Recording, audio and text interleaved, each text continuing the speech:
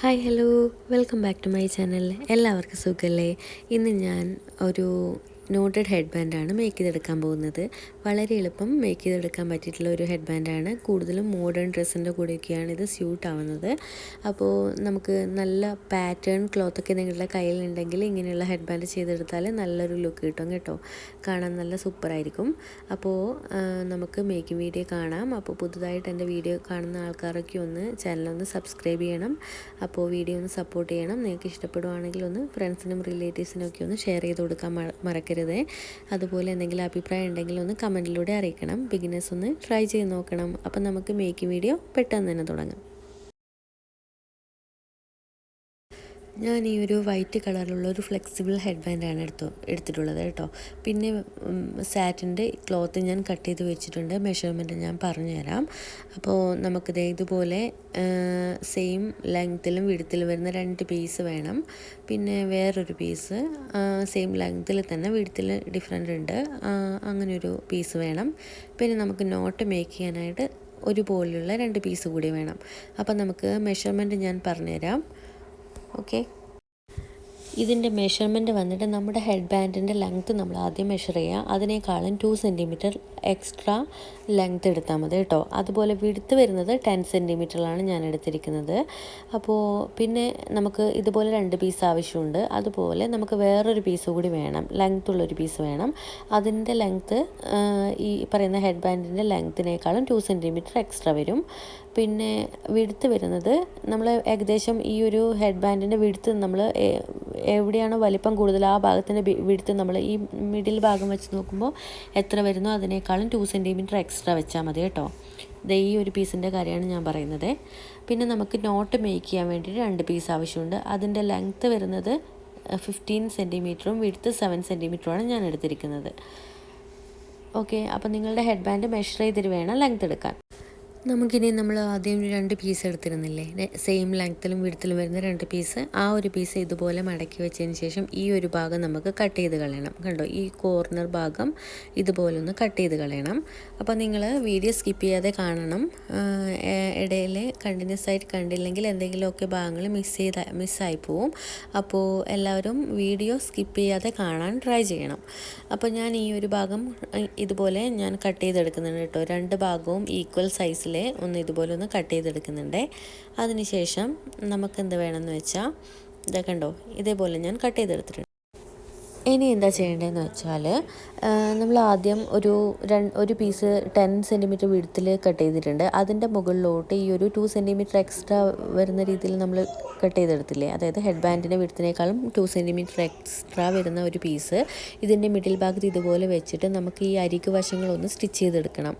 അപ്പോൾ ഇതുപോലെ ഒന്ന് പിൻ ചെയ്ത് വെച്ച് സ്റ്റിച്ച് ചെയ്തെടുക്കുമ്പോൾ ഇളകിപ്പോവാതിരിക്കും. ഇതുപോലെ സൈഡ് ഭാഗം മാത്രം കേട്ടോ, എൻ്റെ ഭാഗം കട്ട് ചെയ്യേണ്ട. അതിലൂടെ നമുക്ക് ഹെഡ് ബാൻഡ് ഇറക്കി വിടാനുള്ളതാണ്.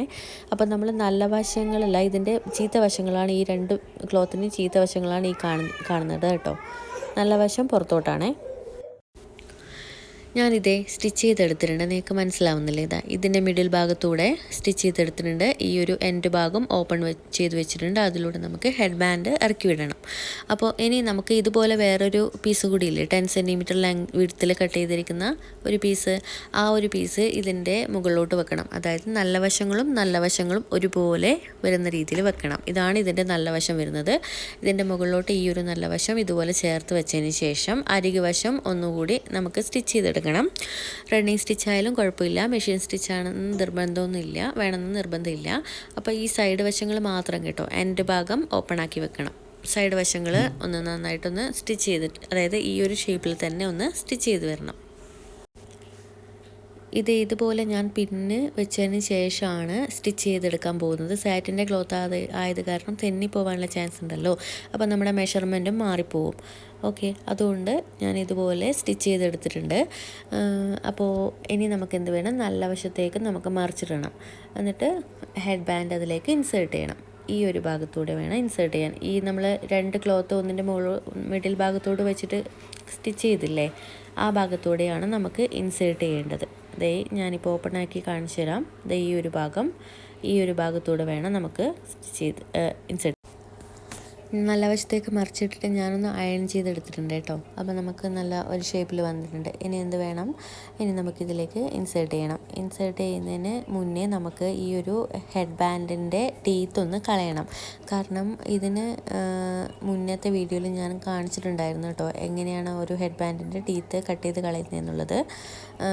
അല്ലെങ്കിൽ നമുക്ക് ഈ ഒരു ഭാഗം ഇതിൻ്റെ ഉള്ളിലോട്ട് കയറുമ്പോൾ തന്നെ ഇത് വലിഞ്ഞു വരും. ഞാനിതിൻ്റെ ടീത്തൊക്കെ കളഞ്ഞ് നീറ്റാക്കി വെച്ചിട്ടുണ്ട്.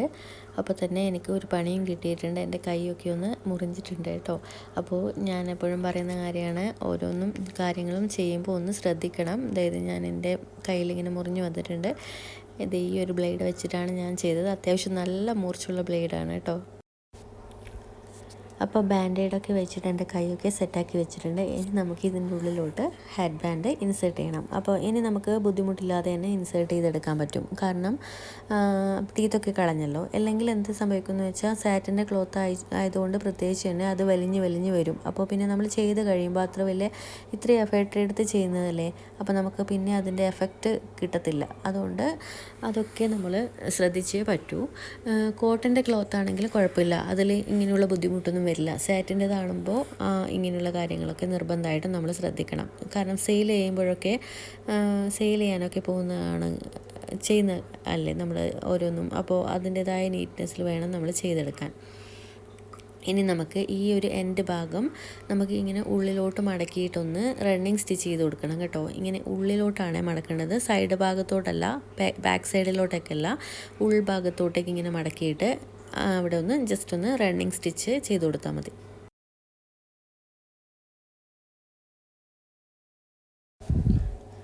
ഇതുപോലെ മിഡിലോട്ട് മടക്കിയിട്ട് ഇതുപോലെയാണ് നമുക്ക് സ്റ്റിച്ച് ചെയ്ത് കൊടുക്കേണ്ടത്. സാധാരണ നമ്മൾ റണ്ണിങ് സ്റ്റിച്ച് ചെയ്യില്ലേ, അതുപോലെ റണ്ണിങ് സ്റ്റിച്ച് ചെയ്തെടുത്താൽ മതി കേട്ടോ. കുറച്ച് ടൈറ്റാക്കിയിട്ട് ചെയ്തെടുക്കണം. അതുപോലെ രണ്ട് ഭാഗവും ഇതുപോലെ ഒന്ന് ചെയ്തെടുക്കണം. മനസ്സിലായില്ലേ? ഇനി നമുക്ക് മിഡിൽ ഭാഗം ഉണ്ടല്ലോ, ഈ ഒരു ഇതിൻ്റെ മിഡിൽ ഭാഗത്തും നമുക്ക് ഇതുപോലെ ഒന്ന് ചെയ്യാനുണ്ടേ. ഞാനപ്പോൾ രണ്ട് വശവും ഇതുപോലെ റണ്ണിങ് സ്റ്റിച്ച് ചെയ്തെടുത്തിട്ടുണ്ട്. ഇനി നമുക്ക് നോട്ട് മേക്ക് ചെയ്യണം. നോട്ട് മേക്ക് ചെയ്യാൻ വേണ്ടി ഈ പീസിനെ ഇതുപോലെ വെച്ചിട്ട് നമുക്ക് ഈ ഒരു വശം ഒന്ന് സ്റ്റിച്ച് ചെയ്തെടുക്കണം. കണ്ടോ, ഈ വശം അതുപോലെ ഞാൻ 2 പീസ് എടുത്തിട്ടുണ്ട്. ആ 2 പീസും സ്റ്റിച്ച് ചെയ്തെടുത്തിട്ടുണ്ട് കേട്ടോ. ഇനി നമുക്ക് ആ നോട്ട് മേക്ക് ചെയ്ത് എടുക്കുന്നതിന് മുന്നേ ഈ ഒരു ഭാഗം അവിടെ നോട്ട് ടൈ ചെയ്യുന്നതിന് മുന്നേ ഈ ഒരു ഭാഗം നമുക്ക് നീഡിലും ത്രെഡും വെച്ചിട്ട് ഇതുപോലെ 2-3 പ്രാവശ്യം ഒന്ന് തുന്നിയിട്ട് ഇങ്ങനെ ചുറ്റിയെടുക്കണം. എന്നിട്ട് ആ ഭാഗത്ത് വേണം നമുക്ക് നോട്ട് വെക്കാൻ വേണ്ടി. ഇതുപോലെ ചെയ്താൽ മതി. 2-3-4 തവണ ഇതുപോലെ ചുറ്റി വെച്ചിട്ട് നമുക്ക് അവിടെ വേണം നോട്ട് ഇതുപോലെ ചെയ്തെടുക്കാൻ. സോറി, എനിക്ക് സൗണ്ടൊക്കെ പോയി വരുന്നുണ്ട്.